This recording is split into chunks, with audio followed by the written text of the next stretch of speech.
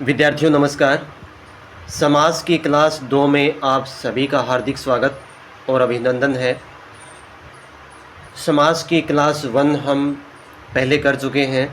उसमें समाज का जो बेसिक है वो, जैसे समास का शाब्दिक अर्थ, उसकी परिभाषा और पद की प्रधानता के आधार पर समास कितने प्रकार के हैं, सामान्य रूप से कितने प्रकार के होते हैं और अव्ययभाव समास, इन सब के ऊपर हमने गहन विश्लेषण किया था। तो वो जिस साथी ने नहीं देखी है वो क्लास ज़रूर देखें। तो अब आज इस क्लास में हम करने जा रहे हैं तत्पुरुष समास से स्टार्ट कर रहे हैं और जितना होगा उतना करेंगे। एक एक चीज़ को बहुत ही बारीकी से समझाया जाएगा। तो देखिए, अपने साथियों को शेयर ज़रूर कर दीजिए और जो साथी नए आए हैं, जो विद्यार्थी, वो चैनल को सब्सक्राइब कर लें, ठीक है। बाकी अंत तक बने रहिए क्लास में। तो आज हमारे सामने तत्पुरुष समास। तो तत्पुरुष समास में बताया था मैंने कि ए के बाद तय आता है और तय में, तय का मतलब दूसरे स्थान पर, तो दूसरा का मतलब इसमें कौन से पद की प्रधानता होगी, इसमें होगी दूसरे पद की, ठीक है।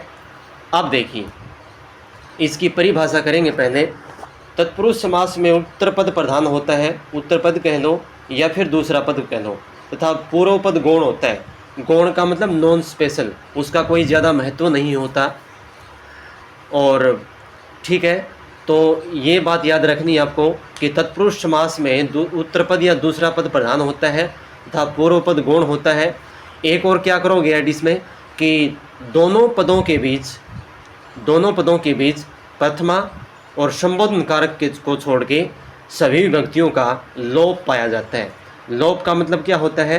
अदृश्य होना। ये सारी बातें मैंने बता दी थी, यानी कि वो विभक्ति दिखाई नहीं देगी। किसमें? समस्त पद में। विग्रह में तो दिखाई देगी, ठीक है। तो ये इसके नियम है, इसकी परिभाषा है। अब आइए इसके जो एग्जाम्पल हैं उन पर दृष्टिपात करते हैं। तो ये पूरा जो है विभक्तियों पर टिका हुआ है सारा, ठीक है। तो सबसे पहले इसमें कर्म तत्पुरुष समास लेते हैं। तो इनकी भी परिभाषा होती है। तो एक की परिभाषा मैं बता देता हूँ कि जब पूर्व पद में कर्म कारक की विभक्ति को का लोप पाया जाए, जहाँ पूर्व पद में या पहले पद में कर्म कारक की विभक्ति को का लोप पाया जाए, उसे कहते हैं तत्पुरुष समास, ठीक है। अब हमारे सामने इसके एग्जाम्पल हैं, जैसे ग्रामगत। ग्राम मतलब गांव और गत मतलब गया हुआ। तो गांव को गया हुआ, ये देखो यहाँ पे जो को है ये समस्त पद में इसका लोप हो गया और यह विग्रह में यहाँ विभक्ति दिख रही है। तो गांव को गया हुआ, ठीक है। दूसरा है ग्रहागत, इसका हो जाएगा घर को आया हुआ। और है जैसे स्वर्ग प्राप्त, तो इसका हो जाएगा स्वर्ग को प्राप्त। जैसे फिर है मरणासन, मरण को पहुंचा हुआ। मरणासन का मतलब, आसन का मतलब होता है निकट, पास में। यश प्राप्त, यश को प्राप्त। एक होता है शरणागत, कई बार पूछा जाता है शरणागत, शरण को आया हुआ, न कि शरण में आया हुआ। इस बात का ध्यान दें, शरण को आया हुआ होता है या शरण को आगत होता है, न कि शरण में आगत, ठीक है। तो ये कौन सा हो जाएगा आपका? कर्म तत्पुरुष समास। अब आता है कर्म तत्पुरुष समास। परिभाषा सभी की वही करेंगे कि जहाँ पूर्व पद में करण कारक की विभक्ति से के द्वारा का लोप पाया जाए। देखो अब इसके एग्जाम्पल देखिए। पहला एग्जाम्पल है अकाल पीड़ित। अकाल से पीड़ित, से अपान कारक में भी आएगा और से इसमें भी आता है। तो इसमें जो है जुड़ा हुआ होता है, ठीक है ना, एक साधन का कार्य करता है। जैसे अकाल से पीड़ित, एक होता है हस्तलिखित, हाथ से लिखा हुआ, ठीक है ना। लिखने की जो प्रक्रिया है वो किससे संपन्न हुई? हाथ से। हाथ उसमें साधन हो गया, ठीक है, करण जिसको बोलते हैं। अनुभवजन्य, अनुभव से जन्य, जन्य का मतलब पैदा हुआ। ईश्वर प्रदत्त, ईश्वर द्वारा प्रदत्त। कष्ट साध्य, कष्ट से साध्य। गुणयुक्त, गुण से युक्त।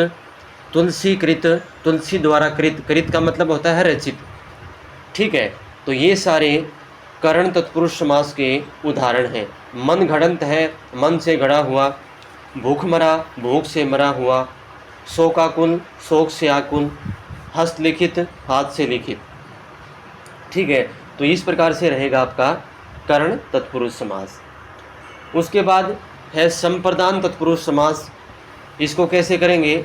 संप्रदान जिसके चिन्ह होते हैं, जिसकी विभक्ति होती है के लिए, तो जहाँ जिस समास के पूर्व पद में संप्रदान कारक की विभक्ति के लिए का लोप पाया जाए, ठीक है, वो होता है आपका संप्रदान तत्पुरुष समास। तो जैसे रसोई घर है, रसोई के लिए घर। आराम के लिए कुर्सी। क्रीड़ा क्षेत्र, क्रीड़ा का क्षेत्र, क्रीड़ा का क्षेत्र नहीं आएगा, क्रीड़ा के लिए क्षेत्र है। ठीक है, क्रीड़ा क्षेत्र में क्या हो जाएगा? क्रीड़ा का क्षेत्र क्या हो जाएगा कि भाई जो क्रीड़ा है उससे पैदा हुआ वो, ठीक है, उसका संबंध है। नहीं, क्रीड़ा के यानी कि खेलने के लिए क्षेत्र, क्षेत्र का मतलब मैदान। गौशाला, गौ के लिए शाला, शाला का मतलब स्थान होता है। गुरु दक्षिणा, गुरु के लिए दक्षिणा।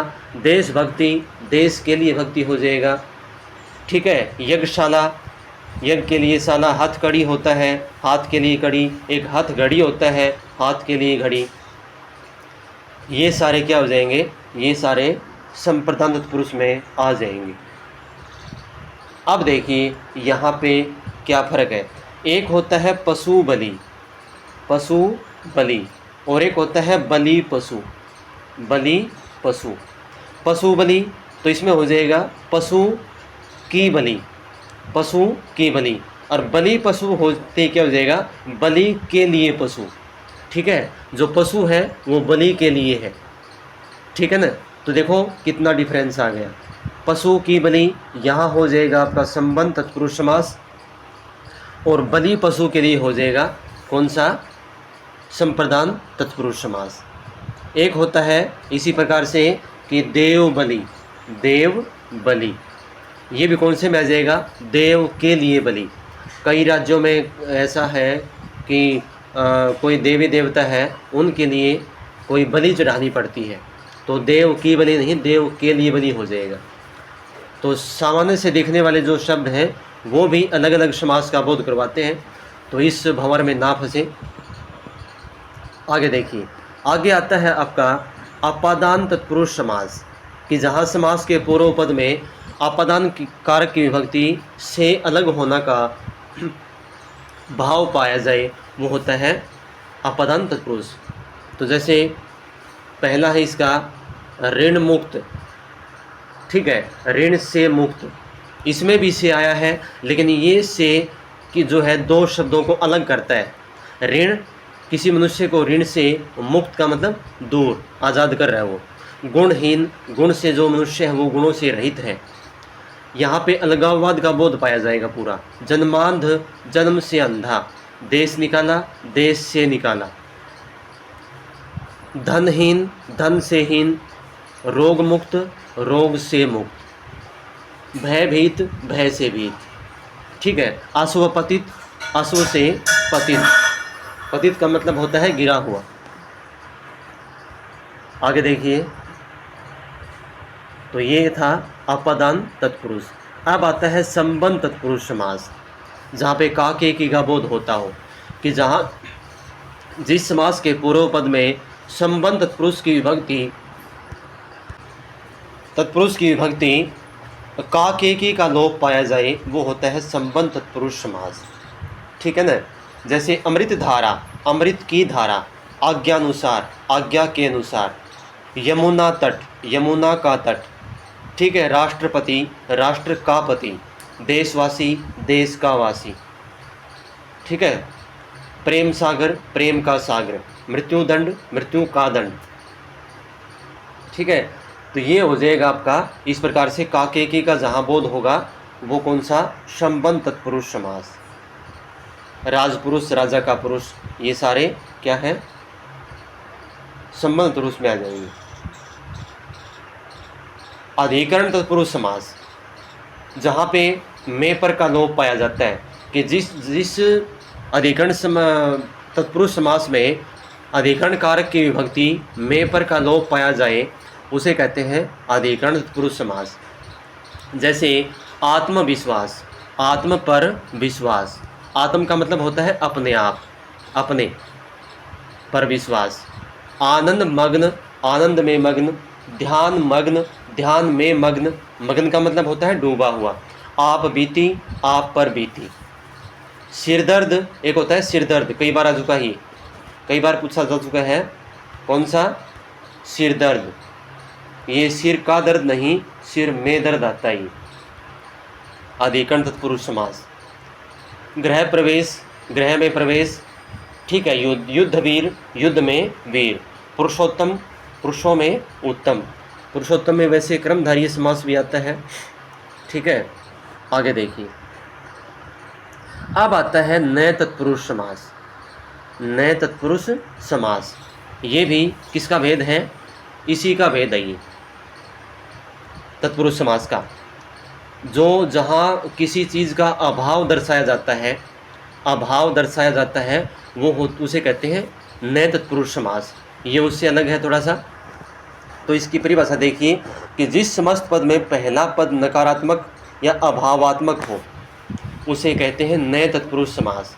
जैसे अकर्मण्य, अकर्मण्य ये रहा, तो इसका विग्रह हो जाएगा, विग्रह करेंगे सभी का न लगा के, न कर्मण्य, ठीक है। अजर, न जर। अधीर, न धीर, धीर का मतलब धैर्य। अनचाही, न चाही, ये हो जाएंगे इसमें। तो इस प्रकार से आप एग्जाम्पल देख लेना। ये प्रयोग होता है जहाँ भी किसी चीज़ का अभाव या नकारात्मकता दिखाई दे, ठीक है। तो ये भी किसका उदाहरण है? तत्पुरुष समास का ही उदाहरण है। आगे आता है आपका कर्मधारय समास, ठीक है। ये देखो, हाँ, इससे पहले ये समास के और एग्जाम्पल हैं, इनको देखो एक बार। उसके बाद है अनुप तत्पुरुष समास, ठीक है। अनुप तत्पुरुष समास में क्या होता है? जो कारक चिन्ह है वो विद्यमान रहता है, उसका लोप नहीं होता समस्त पद में भी, ठीक है ना। तो उसे कहते हैं अलग तत्पुरुष समास। यानी कि परिभाषा क्या करोगे कि जिस समास के पहले पद के बाद कारक चिन्ह किसी न किसी रूप में विद्यमान रहता है उसे कहते हैं अनुप तत्पुरुष समास। अब देखिए, ये थोड़ा सा संस्कृत पर आधारित है। मृत्युंजय, मृत्युंजय, इसका विग्रह होगा मृत्यु को जय करने वाला या जीतने वाला।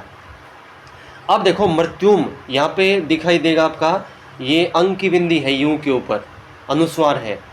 तो यहाँ पे देखो अब लोप क्यों नहीं हुआ इसका?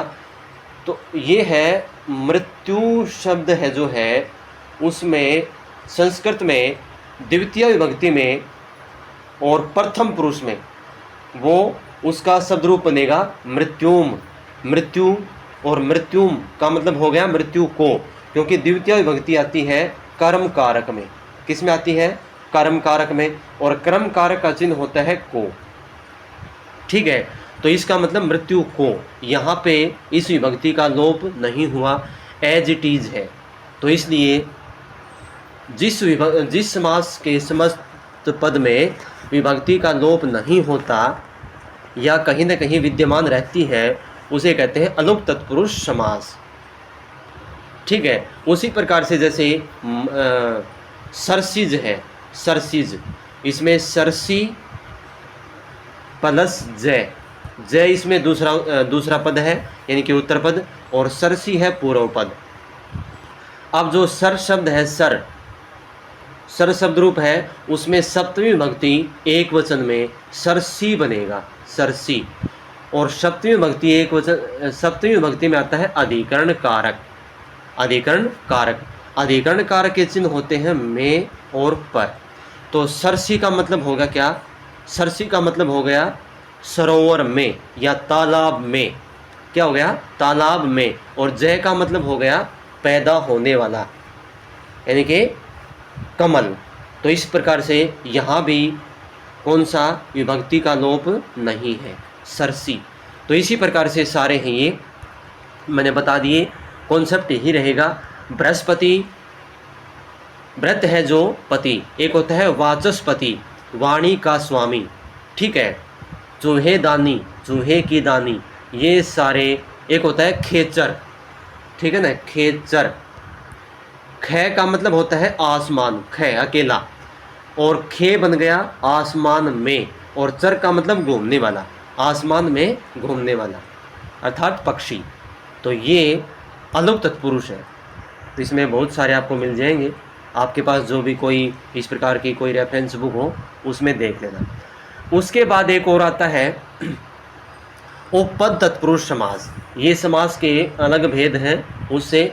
उपपद तत्पुरुष में क्या होता है, जो दूसरा पद होता है, जो दूसरा पद होता है, उत्तर पद होता है, उसका स्पष्ट स्वतंत्र रूप से प्रयोग नहीं होता। जैसे एग्जाम्पल देखें हम, चरमकार है, ये चरमकार है, तो चरम तो चमड़ा होता है, कार, जो कार जो है पद, ये किसी के साथ लगकर ही अपना कार्य करेगा, नहीं तो अकेला इसका प्रयोग नहीं हो सकता। तो वो होता है उपपद तत्पुरुष समास, ठीक है। इसकी परिभाषा दे भी रखी है कि ऐसे समास जिनका बाद वाला शब्द भाषा में स्वतंत्र रूप से प्रयोग नहीं होता। बाद वाला का मतलब उत्तर पद, वही बात है। तो ये होता है आपका, तो ये आते हैं जैसे कार, चर, गे, ठीक है, ये सारे आ जाएंगे। जैसे जलज है, ये देखो जलज, तो जल तो हो जाएगा किसी में, लेकिन जय का मतलब होता है पैदा होने वाला। ये तो किसी के साथ लगकर ही अपना कार्य करेगा, अकेला कार्य नहीं कर सकता, ठीक है। तो वो होता है उपपद तत्पुरुष समास। दोस्तों ये आपको कोई नहीं पढ़ाने वाला, भले ही कितने भी बड़े बड़े अपने आप को मानते हो, गहराई से यहाँ पे अध्ययन करवाया जाएगा, ठीक है। हाँ, ये अब जो था अपना नए तत्पुरुष समास, उससे एग्जाम्पल फिर आ गई, जैसे अकारण नए कारण, ठीक है ना, असत्य नए सत्य, अनाथ नए नाथ, तो ये हो जाएगा। ये हम कर ही चुके हैं। अगला देखिए, एक है फिर लुप्त पद तत्पुरुष समास।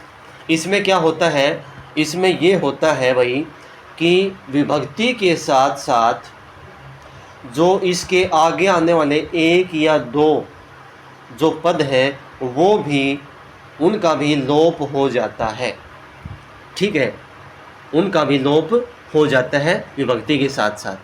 अब देखिए इसका एग्जाम्पल, जैसे ये है हमारा दही बड़ा, दही बड़ा, इसका विग्रह करेंगे तो दही में डूबा हुआ बड़ा। अब दही में बड़ा, ऐसे करें इसको, दही में बड़ा, तो ये हो जाता। अब डूबा हुआ, ठीक है, इसके साथ साथ इनका लोप हो गया डूबा हुआ का भी, ठीक है ना। तो इसका मतलब क्या होता है कि जिस समास में कारक चिन्हों के साथ साथ उसके साथ आने वाले एक या दो पदों का भी लोप हो जाए, और इसका दूसरा नाम है मध्यलोपी तत्पुरुष समास, मध्यलोपी तत्पुरुष समास, ये भी इसका नाम है दूसरा, क्योंकि बीच वाले पदों का इसमें लोप होता है। अब देखो इसमें बैलगाड़ी, बैल से चलने वाली गाड़ी, चलने वाली, इसका भी लोप हो गया से के साथ साथ। मालगाड़ी, माल को ढोने वाली गाड़ी। वन मानुष, वन में रहने वाला मानुष, अब रहने वाला, इसका भी लोप हो गया, ठीक है। रेलगाड़ी, रेल पर चलने वाली गाड़ी, रेल पर, अब ये थोड़ा सा आपको अटपटा लग रहा होगा। तो विद्यार्थियों, रेल का मतलब होता है पटरी। क्या होता है? रेल का मतलब पटरी होता है, रेल शब्द है इंग्लिश का, तो पटरी पर चलने वाली गाड़ी ये होता है। रेल का मतलब ट्रेन नहीं होता, रेल का मतलब पटरी होता है, ठीक है ना। तो पटरी पर यानी कि रेल पर चलने वाली गाड़ी, तो चलने वाली का भी लोप हो गया इसमें, पर इसमें विभक्ति है, इसका तो लोप होना ही था, ठीक है ना। तो इसको बोलेंगे हम लुप्त पद तत्पुरुष समास या मध्यलोपी तत्पुरुष समास। तो ये तत्पुरुष समास था। अब आता है आपका कर्मधारय तत्पुरुष समास। कर्मधारय जिसमें जिस तत्पुरुष समास में क्या होता है, इसकी शॉर्ट परिभाषा देखो, विशेष्य विशेषण, विशेष्य विशेषण और उपमेय उपमा का बोध पाया जाता है। विशेष्य विशेषण और उपमेय उपमा का दोनों पदों के बीच बोध पाया जाता है और दूसरा पद इसमें प्रधान होता है। क्यों होता है?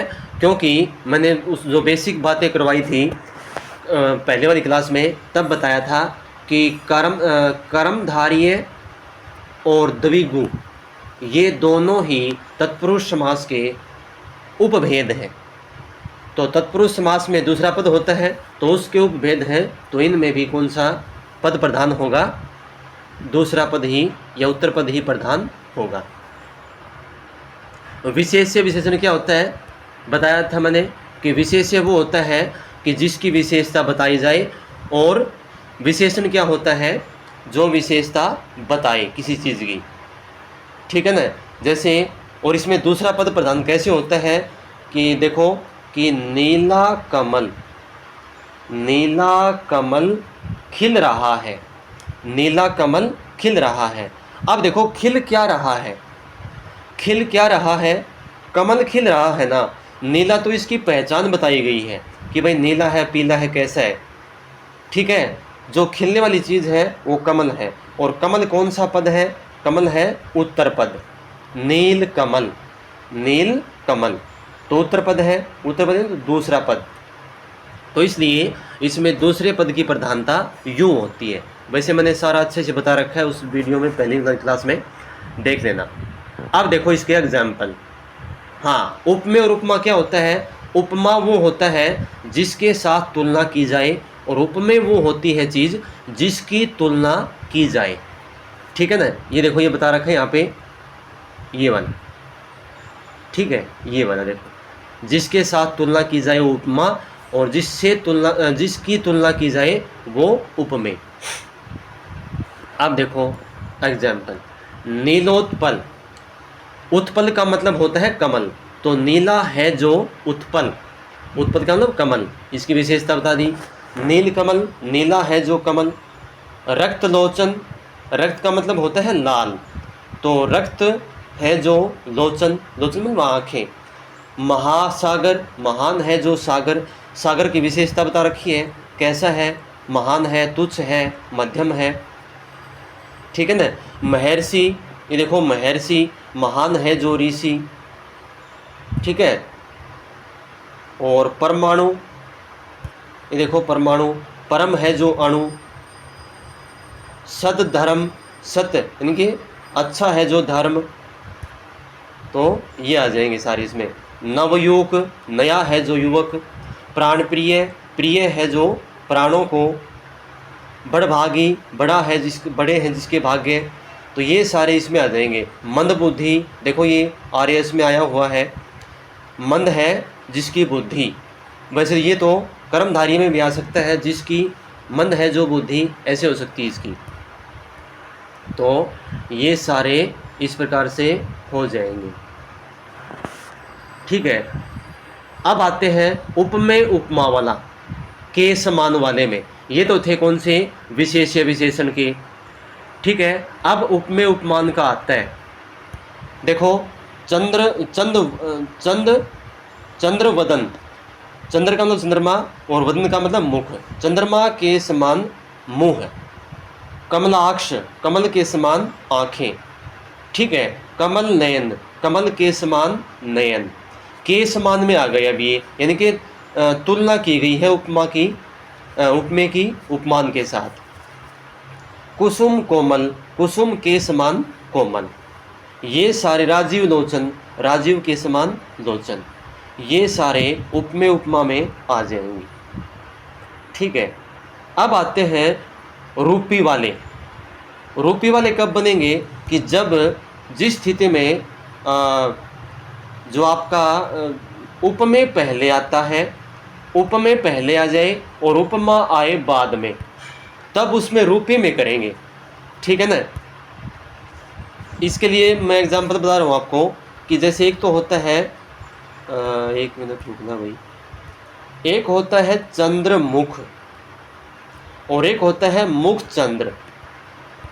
मुख चंद्र, यहाँ पहले वाले में जो ये है उपमा पहले आ गया तो इसका बन जाएगा चंद्रमा के समान मुख।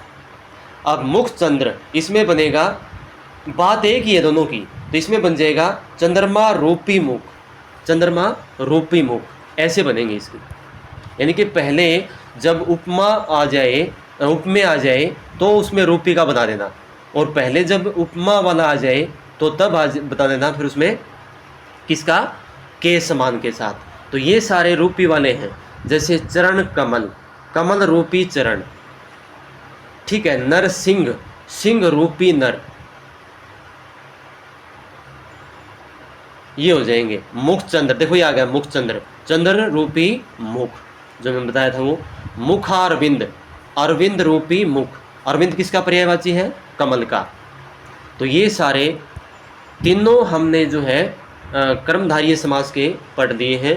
कौन से, विशेष्य विशेषण के आते हैं, उपमा उपमेय के आते हैं, और जब पहले किसका कौन सा आ जाए, पहले जब उपमेय आ जाए पूर्व पद में तब, और बाद में आए उपमा वाला तो उसमें रूपी कर देना, फिर रूपी वाले, ठीक है। उपमा को पहले लाके और बीच में रूपी करके और फिर उपमेय को कर देना। तो ये आपका कर्मधारय समास था। अब आता है विद्यार्थियों अपना द्विगु समास। कौन सा आता है, द्विगु समास आता है। द्विगु समास में क्या होता है, द्विगु समास भी किसका एग्जाम्पल है, द्विगु समास भी आपका तत्पुरुष का ही है। इसमें भी दूसरा पद प्रधान होता है। इसकी परिभाषा क्या होगी कि जहाँ समस्त पद के पूर्व पद में संख्यावाचक विशेषण होता है वहाँ द्विगु समास होता है। एक तो इसकी परिभाषा ये है, और ऐसे भी कर सकते हो कि जिस पद में दूसरे पद की प्रधानता और जिसका पहला पद संख्यावाची हो और दोनों पदों के बीच विशेष्य विशेषण का बोध पाया जाए, ठीक है, दोनों पदों के बीच विशेष्य विशेषण का बोध पाया जाए, वो कहते हैं उसे द्विगु समास। तो इसका ध्यान रहे कि इसमें पहला पद जो है वो संख्यावाची तो होगा ही होगा, ये आपको ध्यान रखना है। अब देखो इसके एग्जाम्पल, चवन्नी, ठीक है, चवन्नी, तो चार चव, चलो चार, चार आनों का समाहार, समाहार भी कह सकते हैं, समूह भी कह सकते हैं, ठीक है ना। समाहार वैसे कहेंगे तो संस्कृत का के शब्द होते हैं वैसे ये, जैसे त्रि, द्वि, चतुर, ये सारे उसमें आ जाते हैं। बात एक ही है, चार पाई, चार पायों का समूह समाहार कह दो। चौमासा, मासा, चार मासों का समाहार, ठीक है, ये जो है एक समूह का बोध करवाते हैं। तिरंगा, तीन रंगों का समाहार। त्रिफला, तीन फलों का समाहार। त्रिभुवन, पंचवटी, ये सारे इसमें आ जाएंगे। त्रिवेणी, तीन वेणियों का समाहार। दो पहर, दो पहरों का समाहार। सप्ताह है, सात आहों का समाहार, ठीक है। अह का मतलब क्या होता है, दिन, ये देखो लास्ट में रहा, ये रहा सप्ताह, ये इंपॉर्टेंट है भाई, कई बार आ चुका है ये कॉम्पिटिशन एग्ज़ाम में भी और परीक्षा जो 10th 12th की उसमें भी। तो सप्ताह है, ये सप्त प्लस आह ऐसे बना, यहाँ का ना दिन, ठीक है। तो शताब्दी, सात शत अब्दों का समाहार। अब्द का, शत का मतलब 100 हो गया और अब्द का मतलब होता है वर्ष। पंचवटी, पंचवटों का समाहार। नवरत्न, नौ रत्नों का समाहार। तो ये इस प्रकार से दोनों पदों के बीच विशेष्य विशेषण का बोध होता है, पाया जाएगा, और पहला पद होगा इसका संख्यावाची। तो ये होता है आपका द्विगु समास। अब आता है द्वंद्व समास। द्वंद्व समास, इसको देखो, मैंने बताया था कि दै से द्वंद्व और दै से दोनों, क्या बताया था, दै से द्वंद्व और दै से दोनों, यानी कि दोनों पदों की प्रधानता इसमें पाई जाती है, यानी कि दोनों की बराबर बराबर मात्रा में अहमियत होती है। तो वो होता है आपका द्वंद्व समास। समझे? अब देखो कि जिस समास में दोनों ही पद प्रधान होते हैं, कोई भी गुण नहीं होता और दोनों पदों को जोड़ने वाले समुच्चय बोधक अवयवों का जहाँ लोप पाया जाए। समुच्चय बोधक अवयव कौन से? और, या, अथवा, वैसे लगभग और से जुड़े रहते हैं। ठीक है ना? देखो अब इसके एग्जाम्पल, जैसे अन जल, अन और जल, आजकल, आज और कल, आटा दाल, आटा और दाल, गंगा यमुना, गंगा और यमुना, घर द्वार, घर और द्वार, दूध दही, दूध और दही, ये सारे कौन से आ जाएंगे? इसमें आ जाएंगे। दाल रोटी, दाल और रोटी, जलवायु, जल और वायु। अब इसके अलावा इसमें ये तो सारे जो है हानि लाभ, लोटा डोरी, राजा रंक, ये तो मतलब स्पष्ट दिख रहे हैं। अब कुछ एक क्या होते हैं, अब कुछ एक संधि किए हुए होते हैं, जैसे धर्माधर्म, ठीक है, भीमा, भीमार्जुन, तो धर्माधर्म इसका करेंगे धर्म और अधर्म, धर्म और अधर्म, इसकी संधि विच्छेद किया तो अधर्म बन जाएगा और या की मात्रा हट जाएगी। इसी प्रकार से भीमा अर्जुन, भीम और अर्जुन, यहाँ पे आ की मात्रा से ए बना है, यहाँ पे भीम और अर्जुन। इसी प्रकार से जैसे आबो हवा, आबो हवा, ये आब का मतलब होता है पानी और हवा का मतलब होता है वायु, हवा और वायु और पानी और वायु। ठीक है, तो ये इस प्रकार से आपको ध्यान रखना है। अब एक बात और सुनो नई, जैसे कि भाई जैसे 22 है, 22, इसमें कौन सा समास है? ये भी विद्यार्थियों कौन सा समास है? द्वंद्व समास है। द्वंद्व कैसे है? तो इसमें देखो कि इसका विग्रह कैसे बनेगा। इसका विग्रह बनेगा 2 और 20, 2 और 20, 12 है, 2 और 10। ठीक है, पहले छोटी संख्या आएगी। इस प्रकार का विग्रह करते समय पहले छोटी संख्या लिखो, क्योंकि ये पूरा जो संस्कृत व्याकरण पर आधारित है और संस्कृत में जो गिनतियाँ होती हैं वो पहले छोटे वर्ण से होती हैं। जैसे द्वादश, दवा 10, दवा का मतलब 2, 10 का मतलब 10, 2 और 10। तो इस प्रकार से इसका विग्रह करेंगे। ठीक है ना? जैसे 99, कोई पूछ ले कि भाई 99 का विग्रह कीजिए और समास का नाम बताइए, तो 9 क्या कर दोगे? 9 और 90, 9 और 90, और ये बन जाएगा प्रिय विद्यार्थियों द्वंद्व समास। ठीक है, इनका ध्यान रखना है विशेष रूप से, एक एक चीज़ को गहनता से बताया जा रहा है, तो इसलिए ये हमारा द्वंद्व समास था। आगे देखो, अब आता है आखिरी और बहुत ही रोचक बहुव्रीहि समास। देखो इसमें बहुव्रीहि बताया था मैंने, बहु का मतलब बहुत ज़्यादा, बहु का मतलब बहुत ज़्यादा, यानी कि इसमें बहुत ज़्यादा पद प्रधान होते हैं, तो यानी कि तीसरा। ठीक है, तीसरा या अन्य पद की प्रधानता होती है, जिसमें न दूसरा पद प्रधान होता न पहला होता, बल्कि कोई तीसरा या अन्य पद ही प्रधान होता है। यानी कि वो जो है किसी जो शब्द होता है वो किसी और के लिए प्रयुक्त होता है। ठीक है, अब क्या होता है, इसमें समावेश होता है कर्मधारय समास का भी और द्विगु समास का भी। इसमें संख्यावाचक पद इसमें भी मिलेंगे आपको, और लगभग कर्मधारय समास जैसे इसमें मिलेंगे। तो वो देखो, तो ये है एक पीताम्बर, पहला ही एग्जाम्पल हमारा पीताम्बर। तो इसका है पीला है अंबर जिसका, पीला मतलब पीले, अंबर वस्त्र होता है जिसके, अर्थात पीले हैं वस्त्र जिसके, कौन? श्री कृष्ण। तो ये श्री कृष्ण के लिए प्रयुक्त हो गया। अब इसका यदि हम विग्रह करें कि पीला है जो अंबर, पीला है जो अंबर, यदि ऐसे विग्रह करेंगे तो फिर हो जाएगा कर्मधारय समास। कौन सा बन जाएगा? कर्मधारय समास बन जाएगा ये। तो ये मतलब डिपेंड करता है, यदि वन लाइनर में पूछे तो हम कौन सा भी कर दें, कोई दिक्कत नहीं है। विग्रह करके उसका फिर समास का नाम बताना हो तो फिर कौन सा भी विग्रह कर दें। पीला है जो अंबर, ये करेंगे तो क्रमधारय बन जाएगा, और पीला है अंबर जिसका, ये करेंगे तो बहुव्रीहि समास बन जाएगा। ठीक है। अब देखो अगला, ये दशानन, दशानन, दस आनन, आनन का मतलब होता है मुख। अब संख्यावाची पद तो आ गया पहले, और संख्यावाची पद तो उसमें बताया सर आपने, हाँ बताया था, लेकिन ये किसी विशेष व्यक्तित्व के लिए प्रयुक्त हुआ है शब्द कि दशानन, दस है आनन, यानी कि सिर जिसके अर्थात मुख जिसके, अर्थात कौन, रावण।